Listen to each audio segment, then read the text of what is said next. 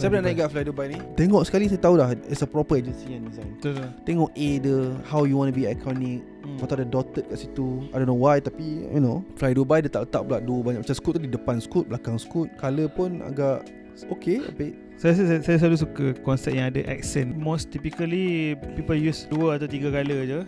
Dia guna macam pattern abstract macam ni yang complex sikit. Kita nampak application dia. Nampak dekat pattern dia punya scarf tu, ada dia boleh main banyak colour. Clean lah. Clean. Betul. Boleh kalahkan Asia juga ni. Boleh masa tanding kot. Kalau nak compare dengan Ryanair, this is a proper design. I think Ryanair should learn a bit. Sebab colour dia sama, cuma tinggal Betul. lagi kuning tu orange. Saya nak bagi 8 juga ni. Okay. Tapi kalau Aiman tak suka, kita bagi 7 lah. Saya ikut dia. In fact semua saya nak bagi 9. There's a special place yang Asia. It's okay if you want the same level dengan Asia. Sebab Asia dia ada sistem. Dia macam satu civilization. Betul. Boleh lah bagi 8 okay. lah. Okay, saya setuju dengan Aiman. Arabia. Okay, Aiman dulu belajar di negara Arab. Satu masalahnya adalah font Arab tu lah.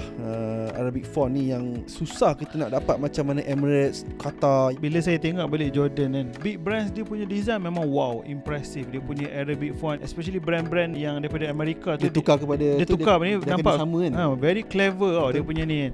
Saya ingatkan macam everything dia outsource, dia ambil dari luar. No, they themselves, community dia, design ni dia very good. Arabia ni dia soal macam merge between Emirates Airlines dengan AirAsia. Sayangnya dari segi execution dia, saya rasa dia tak stand out sangat. Logo pun macam burung macam. Tapi kan, kenapa burung tu ada 2 jenis burung? Kalau mata saya silap lah. Macam soalan Malaysia Airlines ada 2 jenis bentuk. Wow. Okay, ni yang saya kata vibe Asia ni. Dia cuba buat lah kan kat situ.